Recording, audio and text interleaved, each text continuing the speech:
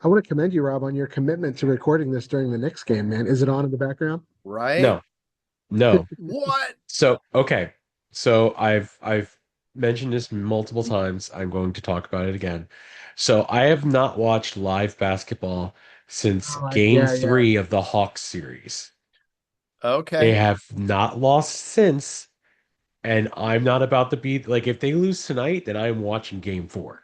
Okay. But but the fact that they have not lost since, they are on a 13 game run, I'm not watching. We're I'm we're not. we're a little lucky you're not wearing the same pair of underwear at the same time. No, I will continue to watch things. But no, I won't watch the game live. It's superstition. My brother my brother agrees with me. Most people I know who are Knicks fans agree with me, but at the same time, it is absolute fucking torture to not watch. I hate it. It sucks, but this is it's just how it has to be, unfortunately. It I'm the same way, and like I don't watch a ton of basketball, Yeah. but like I'm a Yankees fan, and Yeah. their series against the Dodgers, guess when I started watching? I When started watching, and it was the biggest collapse in World Series history, and I was like, this is it my was fault. so depressing. This I is my hated fault. that. I did this. I Yeah. ruined it. I Sorry, I know everyone. logically speaking, no, none of us did that. That's not how it Yep. went.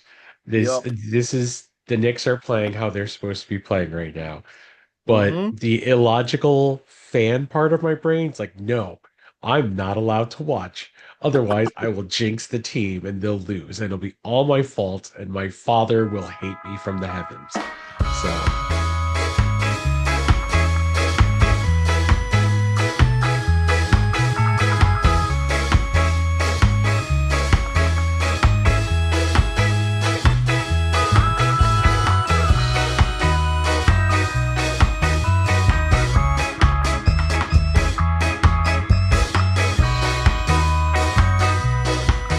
and welcome back to another episode of First, Last, and Best. We are still here in movies and music month. We'll see how it goes. I think last week went pretty well with Garden State. Not bad. We'll see how it goes. We'll see how this week goes because this week is a bit of a thrown together sort of thing because I wasn't sure we were. We'll get there. Anyways, back with us again, even though he's in a hotel in Chicago. It's Jeff. Hi, Jeff. Welcome back. Hey, it's earlier for me than it is for you, so I can go all night. Shut up. Anyways, he's calling us from the past. How are things there, Jeff? All right. And also with us and making his first, last, and best debut is the. Are you lead or rhythm guitar for Sam's? Uh, Rhythm primarily, but we like pass them back and forth a little. He's a guitarist for Sam's the Hero and a former guest on my old podcast. It's Neil. Neil, welcome to the Hey, show. thanks for having me. It's good it's good for you to be here. And I did not prep you for this, and I really don't care that I didn't prep you for this. Uh, there's something everyone has to answer when they come on the show for the first time, and it is this. If you could take a movie and replace everyone with Muppets except for one person has to remain human, what movie is it, and who stays human? Oh man. It's a hard question. Neil asked me before we hopped I on. probably should have seen this one coming. Is there anything I should know that I should prep? And I was like, you know what I know, man. I don't think there's an agenda. It didn't even occur to me to like try to warn you, Neil. I You didn't warn him apologize. about the Muppets? No, I forgot. I My thought he was just obsession with the asking what he's Muppets? been. It's I been a thought he was while about to since ask what I've he's been listening to. I was thinking about that, but I find the Muppet question way more interesting.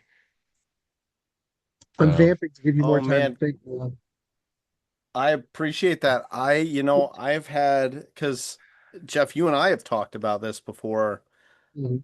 Um, and like I have had this, I've thought about this, and now all of the answers that I've ever thought about are like gone. I don't know, kind of stuff that makes me laugh.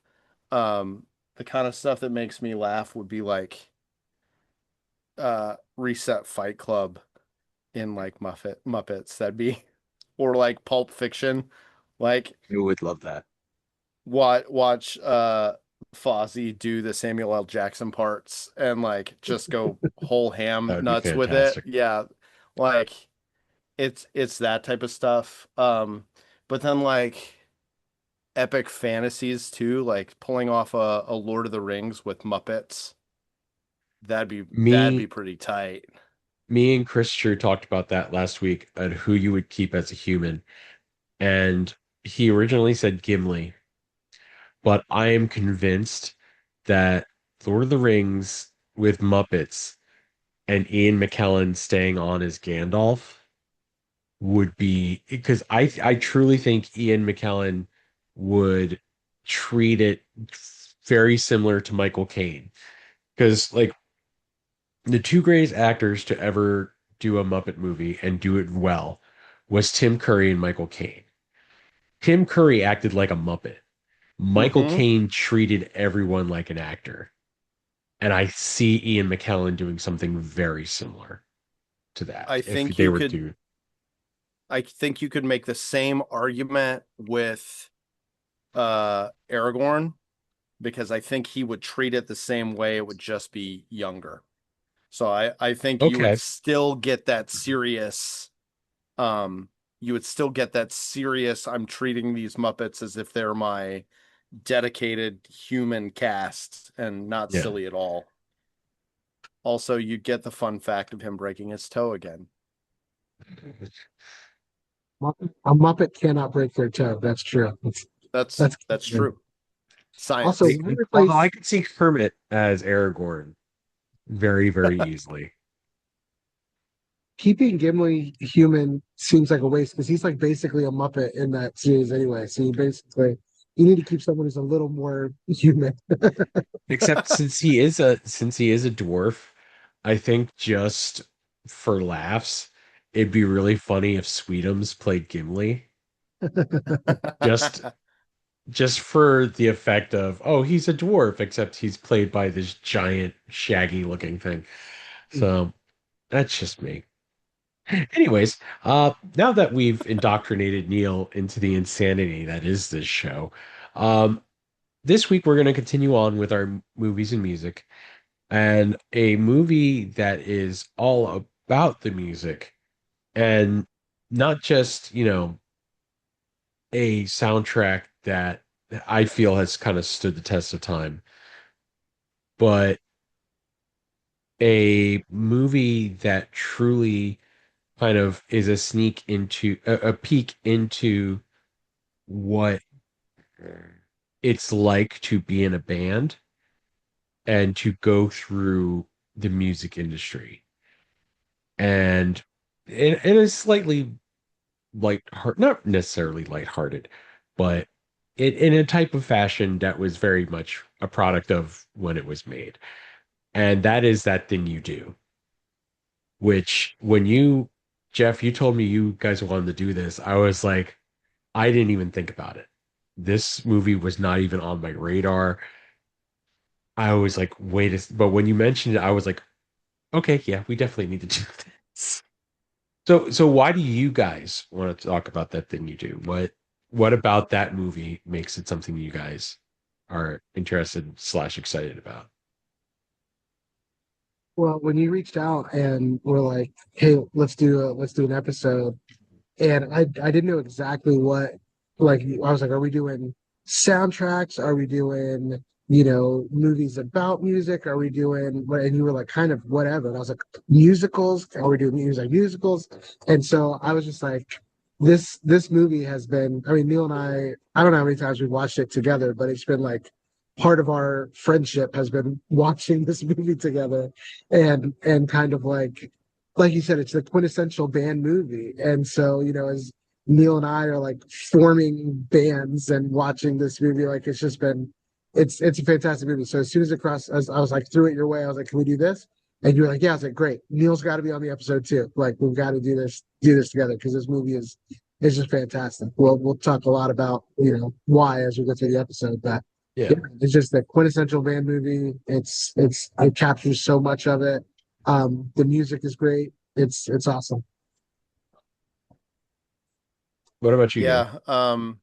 Yeah, same thing.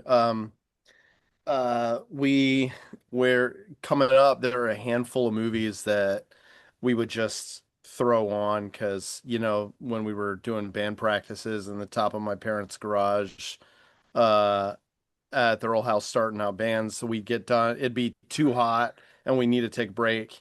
And we'd either go play video games or throw on a movie. And this was like pre-streaming because we're old, and so it was whatever Yeah. DVDs were in the house. I mean, for real, like we didn't have this wide. It was whatever my parents owned. So this was one of the ones that was in the house, and It's a so like physical media.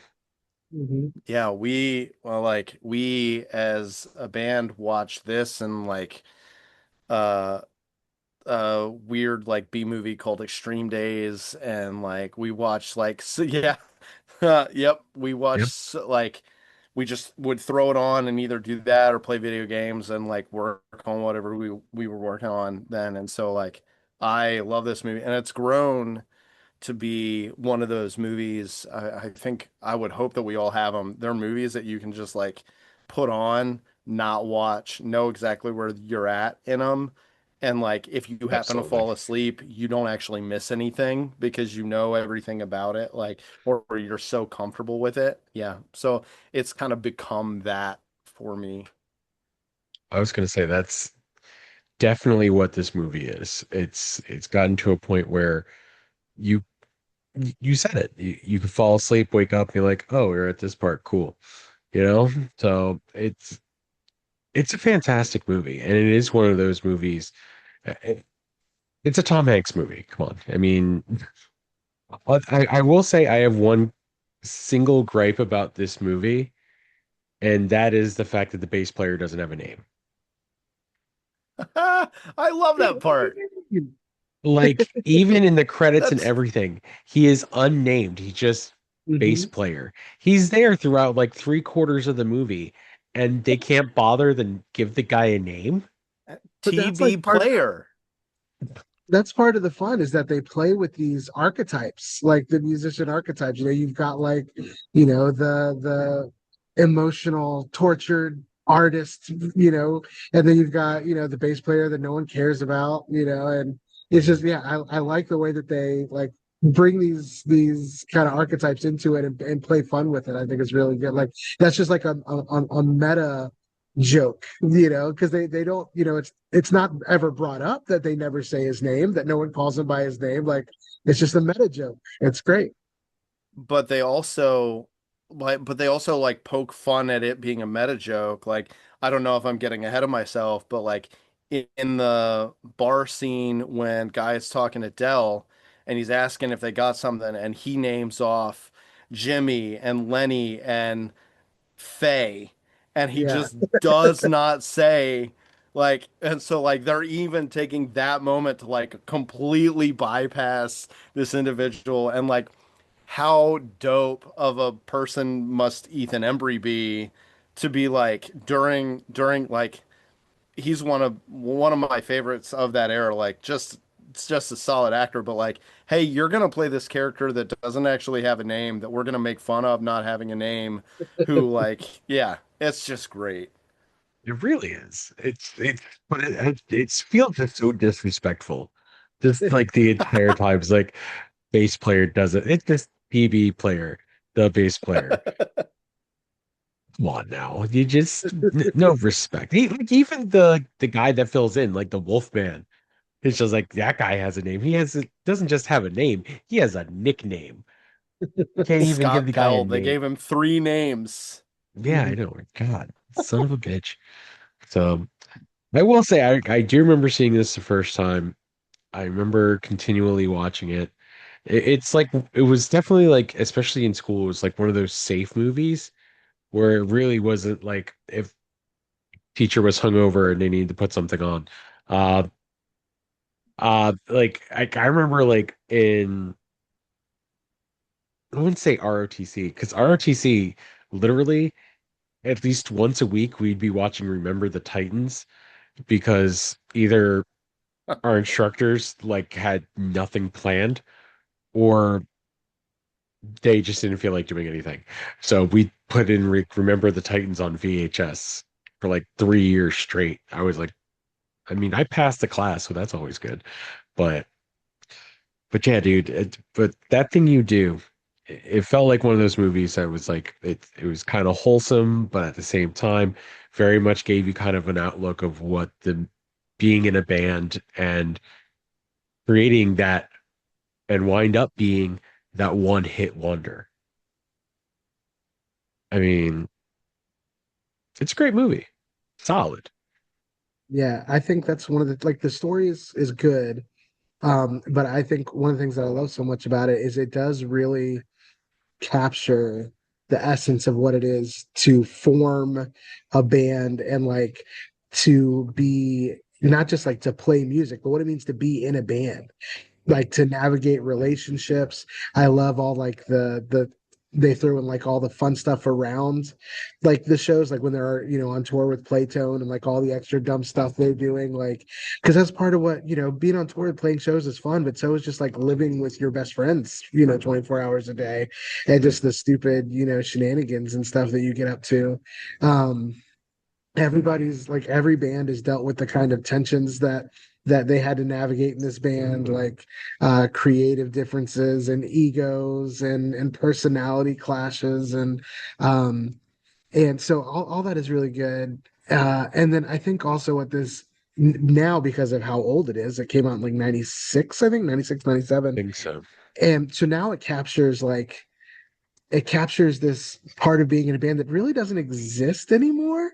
Like to be in a band now, like I don't know that you have that same some of those same experiences of like, you know, uh getting your uncle who owns a recording studio to record your first demo. Like that was us. Like our first stuff that was recorded was some dude we knew through a church who had a demo, like who had a studio over by the interstate at Witchduck, and it was like, yeah, and like that kind of like now, for better or worse, access to good quality sounding like recording technology is A just lot it's easier. accessible. Yeah, it's accessible. It's not prohibitively expensive, and so I feel like that's like, and I'm not even saying this is like in a crotchety old man way, like, but you don't have to go through some of that same stuff. Like you can make studio quality sounding stuff in your bedroom by yourself and throw it online for everybody.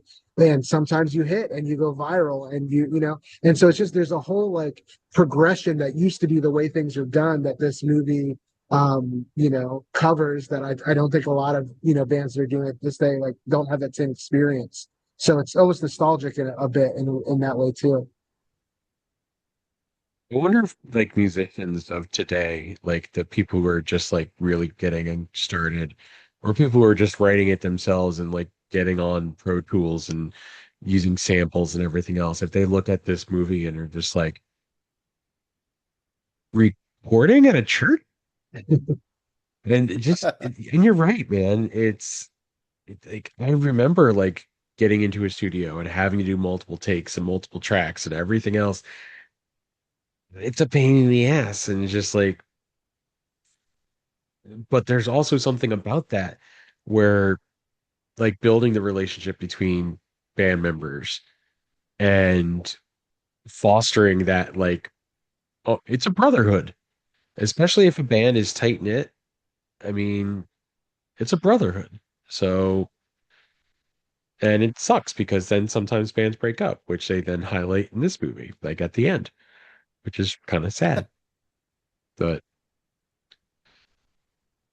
Yeah, I think along those same lines, like not only on the recording side, but also like even on the live side, this idea of being discovered by this regional manager that picks you up and is like, I think that this is a hit record. Let me see if I can put it on radio for you.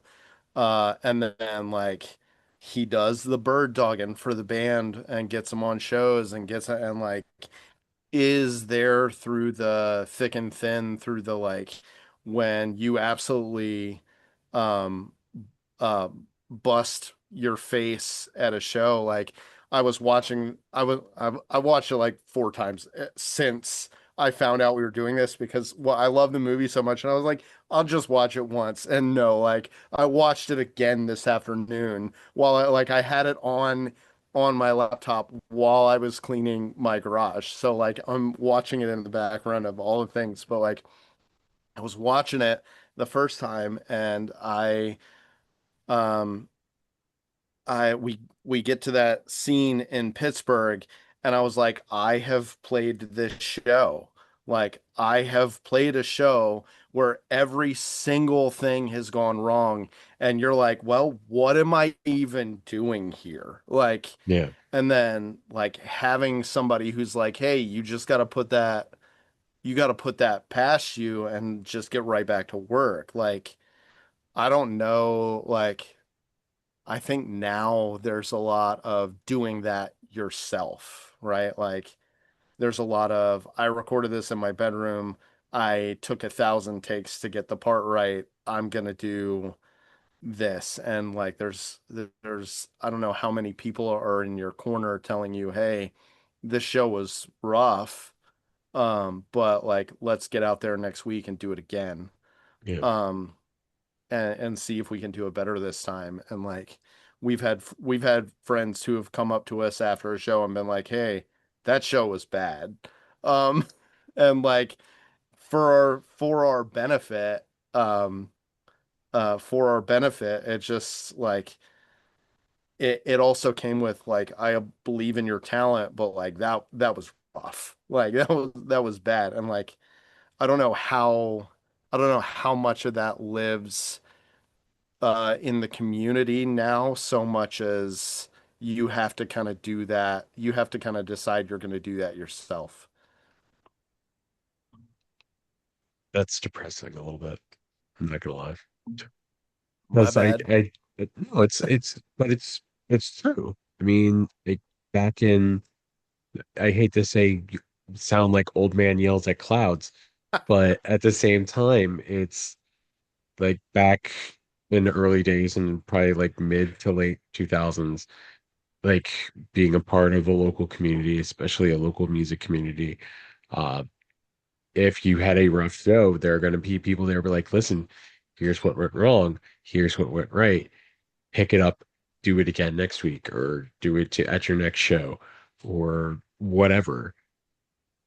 The fact that a lot of the time it's now like online trolling for clicks and everything, you don't have that same type of community and tight knitness that, someone's not going to come up to you and say, it's all right, we'll do it again. So it's you lose something like that. And I do like that this movie is kind of a throwback. I mean, like it came out in 96, but it's not just a throwback to the 90s or like the early 2000s and local music communities but in the 60s where the movie is actually presented. So, but I do love the idea of like hearing your song on the radio for the first time and getting that excited. Because I mean, that's happened for me. I mean, uh, 96X used to do a local music show, and I've heard my music on the local music show and just getting really stoked about stuff like that. So, Yeah. Yeah, that's I don't know if we're ever going to get to any structured agenda or if we're just going to keep shooting the shit around, but I do there's no think that structure in this. that's something, and I'm skipping to the end of the movie, but Yeah, I that's think fine. that is something that this does super well too, is that like when you're in a band and you are like growing in popularity, you like we had bucket list stuff of like stuff that we wanted to do, Of and course.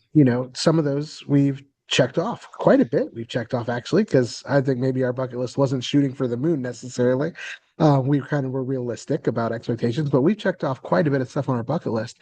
But like what the movie does, I think, is it balances celebrating those things, like getting how excited you are about those different accolades, with also like the intangibles that come along with being in a band too. Like by the end of the movie, like, the band is broken up. Guy's kind of the only one, left.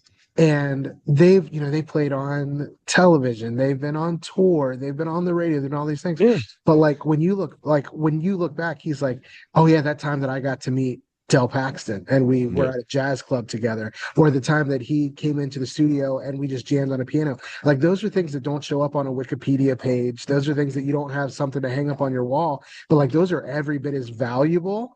And you can, like, I think they did that really well, that you can tell, like, to Guy, like that meant as much, if not more, than all of those material recognition and accolades that he had. I think Absolutely. that's an intangible part of being in the band. Like when you get to open up for a band that you've, loved forever, or, when you uh this you'll understand, like when your musical icon gets to come take a shower at your house and you guys play Halo together for a bit because they played at your church social hall while they were on tour, right? Like these are Yeah. like kind of stuff that gets to happen when you like are are out hustling trying to make this a life for yourself, that you look back and nobody else will understand what that means to you, but like you look back and those are the things that are really valuable that you took away from it. So, and I think this movie balances both of those really well, maybe even across personalities too, where certain ones mattered more to other people, but then Guy is like a true fan of the music, like they mattered more to him. So Yeah. yeah, it's just a good extra layer. I absolutely agree with that. And it's those small things that no one sees. So, and that probably does, like, don't necessarily know for sure because obviously it is a movie and you can't go and ask these people. Um, but like being able to, almost get that vindication from someone you admire for like, yeah, you're doing it right, you're going the right direction, stuff like that. I mean, that's huge for any musician to get that kind of keep pushing the way you're going. Like, yeah, things may not be the greatest right now, but at the same time, keep pushing the way you're going. So, and by the way, there is no structure to this episode. I have no idea what I'm doing with this. I'm just so I Uh, know. Go ahead, Neil. I think it's also interesting in kind of that same vein. Is like, oh geez, where was I? I was just, oh, I think the thought just left my brain. Yep, it's gone. Wow, right here in Happens all real the time. time. Don't even worry about it. I love it. Oh Oh, man, that was great. If it comes trust back me, to me, I'll interrupt again. it's all right. No, go ahead. It's fine. Yeah, that happens all the time in this show where it's like we have a thought, we try to chase it down, and it disappears. It's it's podcasting, man. I mean, it's all over the place, and who really cares? Have you guys Um, watched the extended version? I have not. No. So when I went to rewatch it, for this, well, and just because it's fun, and I realized I didn't have a hard copy, and so I was like, okay, where's it streaming? Okay, it's not streaming anywhere, so I'm gonna No, have it's to, not. I looked. buy it from somewhere. And then so Amazon had the theatrical version and an extended cut version that I didn't know existed, and it's got like an extra 40 minutes of footage. And so I went ahead and Really? bought yeah, and I went and bought the extended because I was curious. So I didn't know if you guys had seen it or not. Is does that have any of the stuff with like Howie Long as Mr. White's driver partner in it? Is that, Yes. yeah? Okay. Yes. So Because like I was watching it I and I was had, like, I don't remember this being in the I need to theatrical at watch all. this though. Oh yeah, man. I have not actively watched it, but like I know, like I'm a nerd. And so I know it was a thing. And so in the theatrical version, that part of Mr. White is hinted at, but never confirmed that he has a partner in his driver. Um, but yeah, it's just really just kind of interesting what they did with Hmm. the character there. I Yeah, really need to watch that now. it's still kind of ambiguous, but like the first time that they like that, he's waiting for him outside the hotel and they have this interaction, I was like, I don't remember that at all. And I was like, did I've seen this movie a bunch of times. Have I just missed it? And I was like, no, that must have been something that was just in the extended version. They threw some other stuff in there. There's a little more like, band stuff. There's a little more. One of the things that is in the extended version is they show a lot more with Guy's girlfriend and the dentist. Like Oh yeah. it's a lot more of a gradual, like you see her spending more time with him on more dates. And so this kind of like her falling out of love with Guy is kind of more gradual and a lot more shown, where I think in the theatrical is just a little more abrupt, like it's just like she's there and then she's gone. Which okay, so no structure. I'm just gonna keep ADD in until somebody stops me.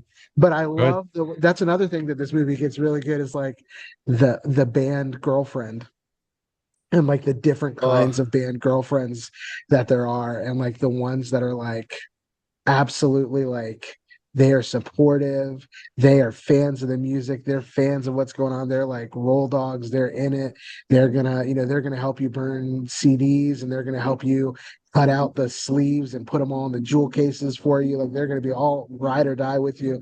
And then there's the ones that are like, it's annoying to me that you have to spend so much time in band practice, like Yep. I don't want to go to another loud smoky bar to see your band play, like.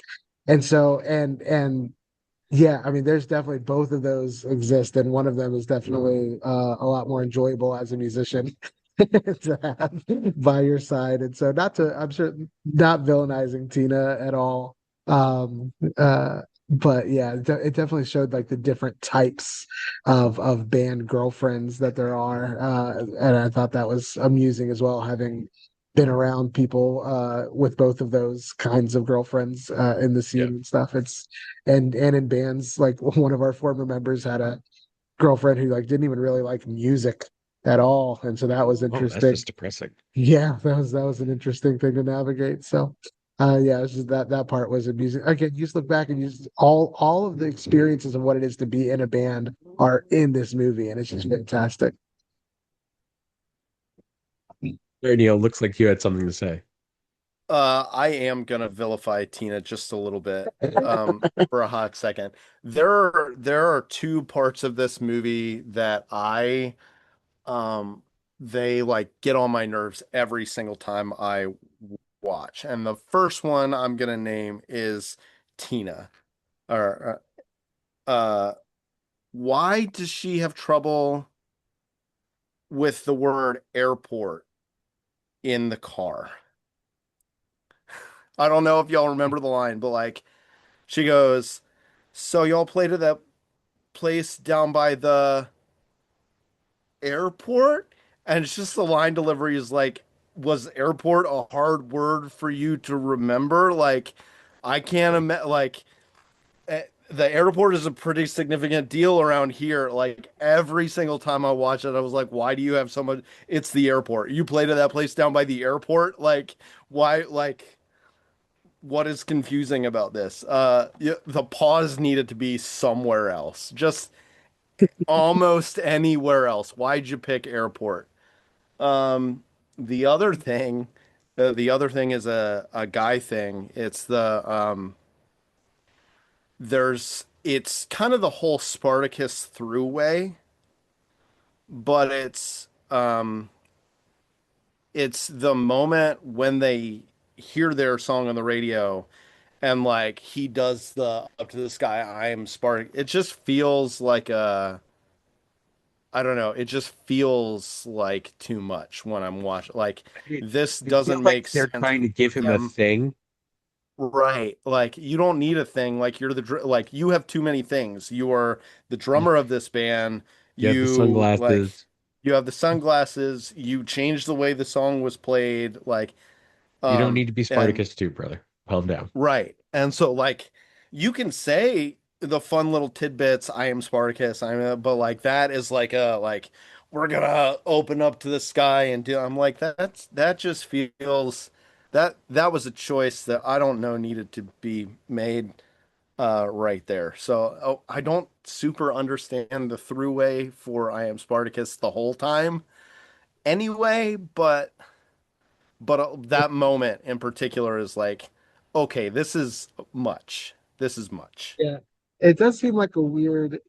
a weird get like tagline, a weird motto.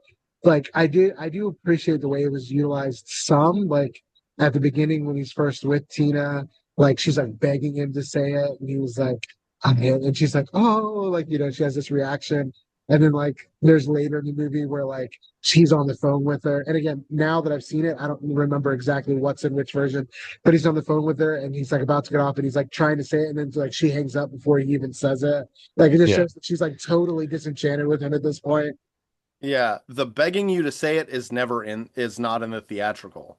And so Oh, like really? Okay. yeah, so their conversation where she's got her hair dryer on and it's like Uh, he's like, I am Spartacus in that weird like and she's just completely off. Like he has said it a couple of times then, but he like uh, they didn't have that moment where it's something special between the yeah. two of them. So in the Yeah. yeah, in the extended cut, there's a part where Shugo like they meet up. He leaves the store. They meet up on the road. She's upset that he was late going to wherever they were all hanging out. And then she's like, well, you're just gonna have to come back to my house now. So they go back to the house together. And they're like, cuddling and kissing and stuff. And then she's like, just say it. Just say it. And she's like laying on top of his chest or whatever. And he like drops, he's like, I.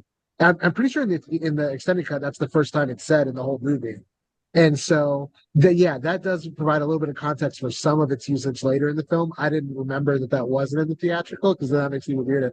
But like, so yeah, when it got to that part where he's like, he's saying the things she loves to hear him say, and she could absolutely care less.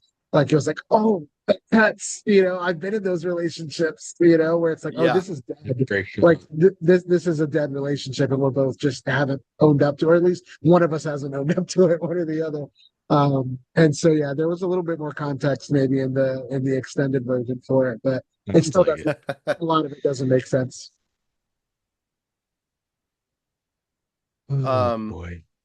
I would also, and I'm not going to argue this point hard, right? Just mild. But yeah, I'm not going to argue this point hard. Jimmy's a jerk, period, end of statement, right? Yeah. Particularly at the end, it's a big problem. But I would say that like you can see the throughway on the outcome coming uh back when he's talking to Tina in the car, when Guy is talking to Tina in the car, and he's like, Jimmy says it's a ballad, it's an up-tempo number, I'm right. And so, like, I'm not going to argue this point hard, but like, the breakup of the band kind of rests on Guy a little bit from jump. Like, I show up as a guest. I'm only supposed to play one night. I completely change your song. We get a little bit popular on it. Um, like I'm not going to argue it hard, but an argument can be made that he's a little bit the villain. Yeah, I mean, I see where you're coming from, but also like, like Faye tells him at the end of the movie, like none of this would have happened without you. So like, yeah, Right. maybe you can draw the through line to the breakup for that moment, but also there would have been nothing to break up if not for that. Like he's the catalyst for everything too. So I don't think you can have Yeah. one without the other for sure. Like I said, I'm not going to argue it hard. Yeah. Just I mildly. I was gonna pull some quotes, just like some of my favorite quotes from this movie, and I had to stop because this movie is so quotable. There's so like everything from like, guys, Chad fell down, like like to like a nice Oh, man or a man where in a was very nice I? camper. Yeah, Uh, where was I? Oh, playing songs on my guitar. Like, yeah. And it's like, a man in a very nice camper wants to put our song on the radio. You're gonna sign. Like, it's just like there's so many quotables from this movie, and uh, a lot of them are Lenny. Like, Lenny was just hilarious. Um, yeah, and the I guess it's not really that star-studded of a cast. Like, you've got your Tom Hanks, you've got your, Steve Zahn and your Liv Tyler. I think, a lot of the other people didn't really like, go on to do a whole lot, but everybody is really good. Oh, Ethan Embry, I yeah. think in the But time period, like a couple, like I think Tom Everett had some more roles and EB player. Uh, Kern is more of like a character actor, I guess, for lack of a better way of putting it. But like not necessarily like historic careers.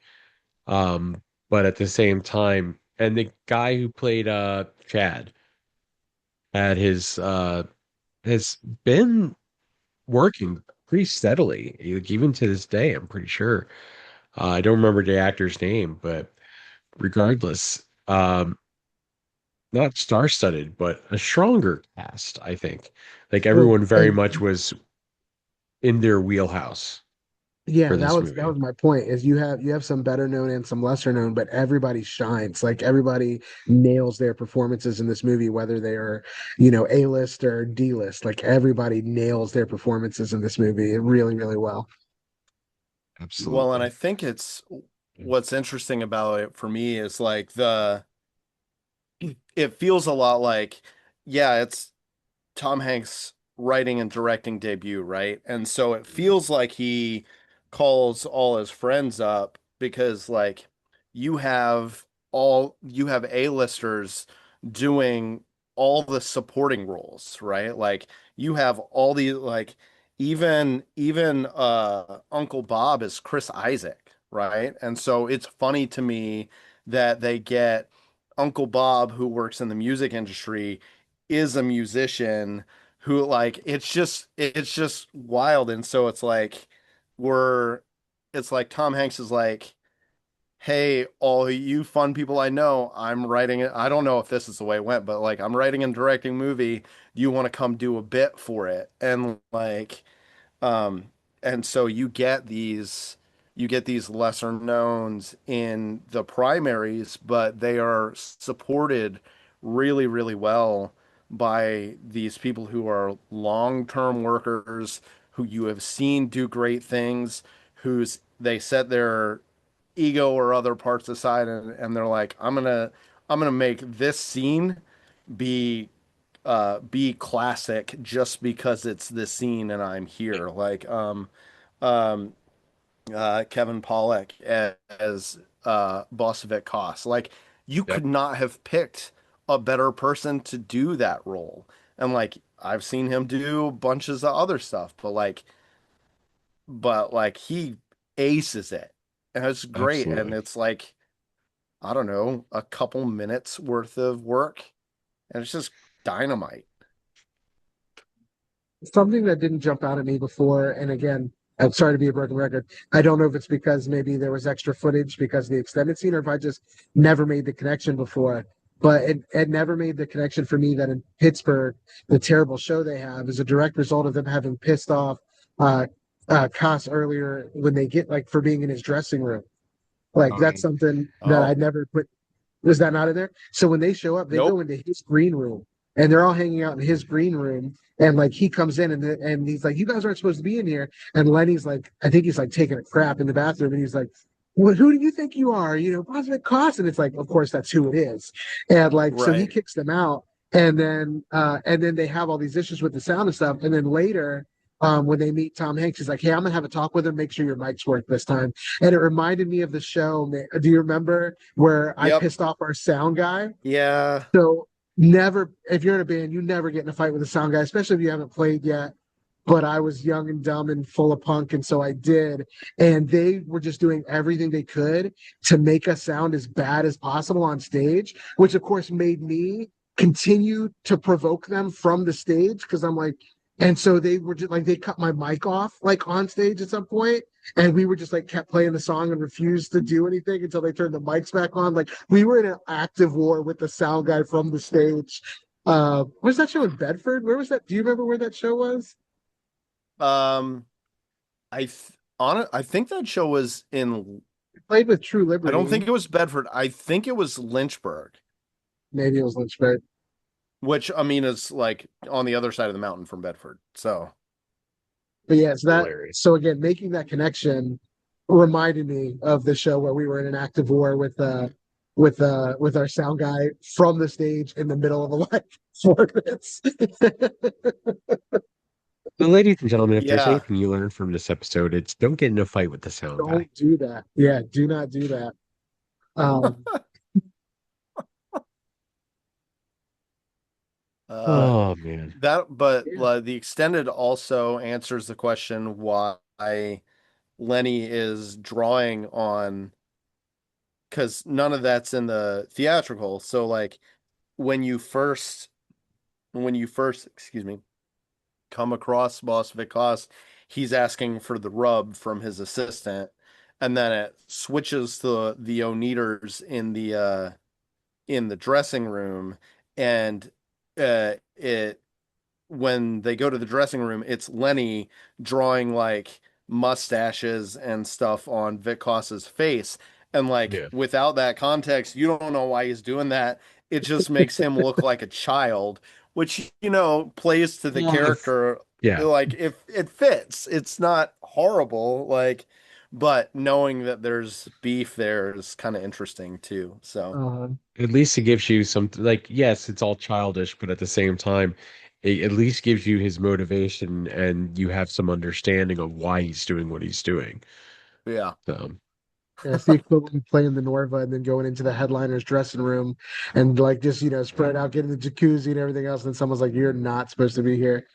Um, so yeah, oh man, yeah, it's a good movie, man. it's a I really think good the movie. last thing, I think the last thing that the extended version puts in, I think you guys, especially Neil, if you've seen this the theatrical several times in the last 24 hours, um, at the end, does does Guy record conversations with Dell and the other jazz guys at the studio? No. So he Okay, does, they just record I Am Spartacus and they roll on from yeah. that. So the DJ that when they go on the radio, the DJ that they like he has like the jazz conversation with, and he's talking about Del Paxton with him. He calls him from and he's like, "Hey, you'll never guess what just happened." And he's telling him that like I got to jam with him, and he's like, "Are they still there?" And he's like, "Yeah." He's like, "Dude, you've got to get them on tape." And so he goes back. They set up a microphone, basically like the first podcast, I guess, in 1960, whatever. And like they just record just this conversation where he's just asking Dell questions and they're just having like telling all these stories. And then he gets offered a job. The DJ's like, if you can get these things on tape, you've got a job. Come. And so it gives a little bit more context to why him and Faye stay in California. Because he actually goes and works for the radio station, airing these tapes and then like doing his own show. And I was like, yeah, I don't remember that from the theatrical either. Um, so yeah, just another little bit that was thrown in there. If that's where podcasting Yeah. came from. Thank you, Guy. Your sacrifice is, I'm just kidding. All right, Rob, I got a question for you, man. Okay. So I know you're not playing in bands anymore, but when you were playing in bands, who in the Wonders were you? Which persona, which personality was the I am closest not to gonna like you, this. the role you played in the band?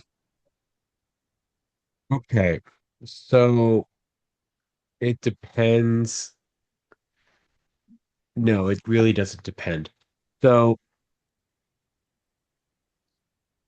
I don't think I'm speaking out of school when I say this, that other than when I was in Broken Momentum with my brother-in-law and my wife and a couple other people, I was mostly the driving force behind it because I was the one going out getting his shows. I was the one doing the social media thing. I was doing, but I was also super jaded by all of that to a point where I got burned out like really fast in a lot of these bands because I got very frustrated very quickly. So it's just, I really don't think there's an archetype that I fit into completely of because I wasn't the like tortured poet writing songs. I wasn't the forgotten bass player who doesn't have a name, and I wasn't the super childish guitarist. Um, but I felt like I was kind of like the driving force of actually playing and getting to practice and all that. So, um, so I miss it to a degree, but at the same time, I don't. I don't know why you got defensive, Neil. I don't know what your where your head went. I was gonna say that I feel like to a certain extent we've been a band of Lennies. Like, I feel like we got a lot of Lennies. That should be if you guys ever change a name from Sam's the Hero, it should be Band of Lennies. And we're Oops, gonna start the show. This one's for the kid in the back. No, so what's interesting about this question to me is um because my history with Sam's is broken up into different eras, I have different answers, right? Like, um, I think, I think early on, um, like I was the girlfriend guy, in the band most constantly, and I also like will very admittedly during during the first run in Sam's, um I took myself very, very seriously for like no reason to probably like uh I'm all right. I work hard. I try and play music the best I can, and that's kind of my approach now. But like when we were trying to when we thought that it would be the rest of our adult lives, that brief couple years where we're like, yeah, this is it. This is what we're gonna do. I don't know if you felt that way, but I certainly felt that way for a little while. I was taking myself very seriously. Um, and so like I can admittedly be like, yeah, it's kind of big Jimmy vibes right there. Like I'm I'm kind of a tool about what we're doing and what we're playing and like what we should be doing and what we should be playing. Like zero chill, just kind of a tool. And then taking the time off and taking the time away and fronting with well solo stuff and then Addison here locally and doing all of that. And continuing to write differently, and then taking a little bit of time away, period, made me really grateful for it. And so, like, I think we goof off and on stage were a lot of Lenny's. But I think behind it, we're, I think behind it, there's just some there's just there's not really an archetype for it. There's the like you're trying to round yourself out into each. I think you're trying to round yourself out into each a little bit of each character, right? Like Yeah. to write so well that your songs have potential, like Jimmy, to be the fuel and driving force like a guy, to have so much fun with it that you're really entertaining to watch like Lenny, and to check your ego so much that you'll do whatever you're being asked to do like TB player. Like I think you're I for me, for adult me, grown old man me, it's like, okay, I'm trying to be a little bit of all of this. I'm trying to have a little bit of all of these in what I do. That was poetic as fuck, man. I say that's wisdom right there. That's wisdom.